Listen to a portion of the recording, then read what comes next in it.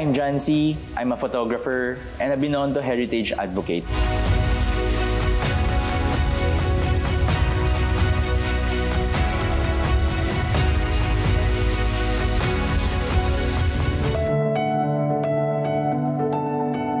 So the phrase Chinese by blood, Filipino by heart, may dadagdag ako, Chinoy by pride. Bakit ko nasabi to? Kasi naniniwala ako na ang kultura or ang culture natin, kailangan natin ma-preserve. As a Chinoy, meron tayong distinct characteristic from the Chinese and the Filipino. As a Chinoy, my parents, very strict talaga sila. So nila, respectful talaga. So growing up sa isang family na hindi naman talaga mayaman, medyo nakita ko yung struggle ng parents ko para mabigay lang yung pag-aaral, yung may magandang future ka, and living a simple life. Yun yung nakita kong naipasa rin nila sa akin. Photography. I fell in love with photography. My old friend told me na nung bata pa ako, elementary, high school, mahilig ako mag-take ng photos ng mga friends. So, nung first time ko nakakita ng DSLR, nagandahan ako. Nagkaroon ng photo contest sa office namin. Doon lang ako natuto. Nanalo ako. So, sabi ko, baka may future ako dito. So, nung nasira yung DSLR ko, I use my current smartphone to take photos. Pero that time, nagkaroon ako ng dream phone. Nung pumunta ako ng Japan, nag-wish ako sa isang wishing well doon. Pagtalikod ko, nahulog yung current phone ko. Nag-crack. Baka it's time is a sign. So, pag-uwi ko ng Pinas, binili ko na yung dream phone ko. And nanalo ako ng photo contest through that phone.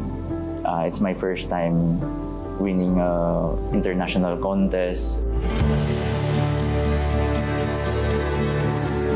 Yung first photo na nanalo ako is actually I'm taking a post-nap photo for a friend. Sumasayaw sila sa sunset na background. Swerte talaga din na napili.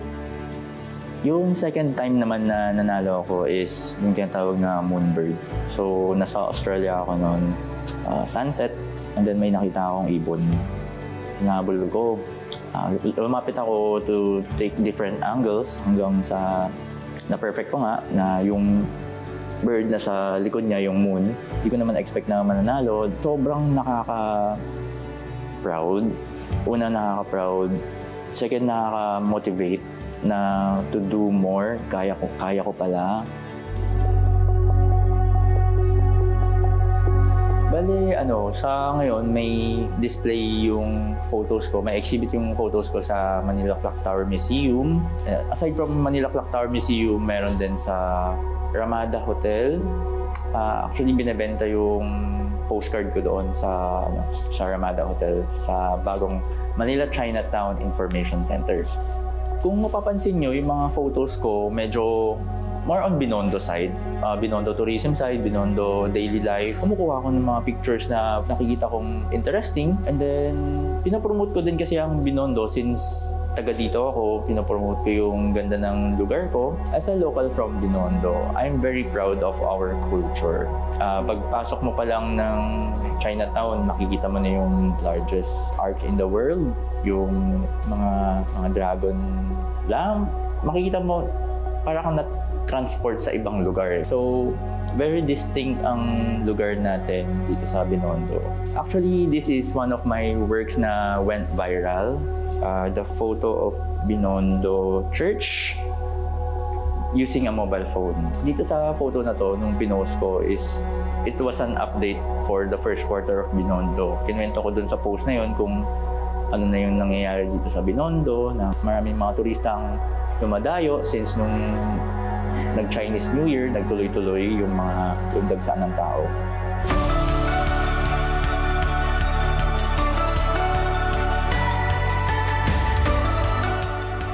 Usually, pag nagsushoot ako ng mga tanawin, may dala akong tripod. Kasi nagtitake ako ng mga long exposure. Katulad nitong fountain, gusto ko siyang maging silky yung water niya.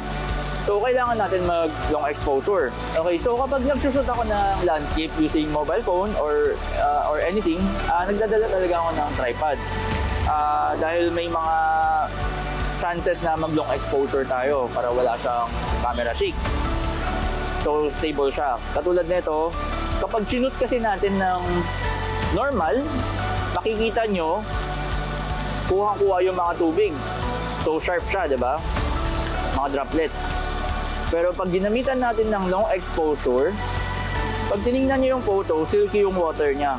So, makikita nyo yung silky water effect na parang tubig talaga siya. So, magandang effect yan sa mga waterfalls.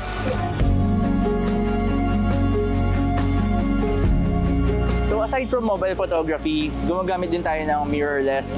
Usually, I'm using this for portrait shots.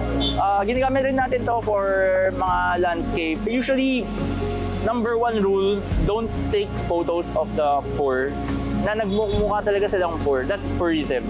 So, that's a no-no. Then, some things to take consideration din sa street photography is your safety. Yung street photography, which I think is isa sa pinakamahirap kasi it takes time and patience. You're expressing something to the audience eh. Parang art kasi is a way of communicating, diba? It's one's expression, creative expression of something.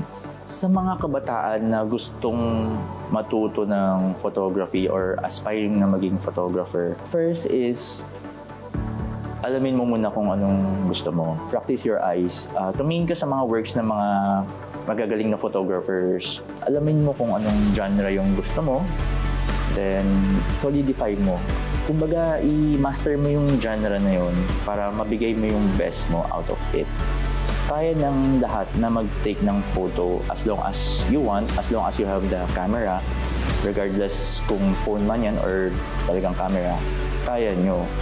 Sabi nga nung mga friends ko or mga mentors ko na the best camera is the one that you have kasi you will be able to capture the moment.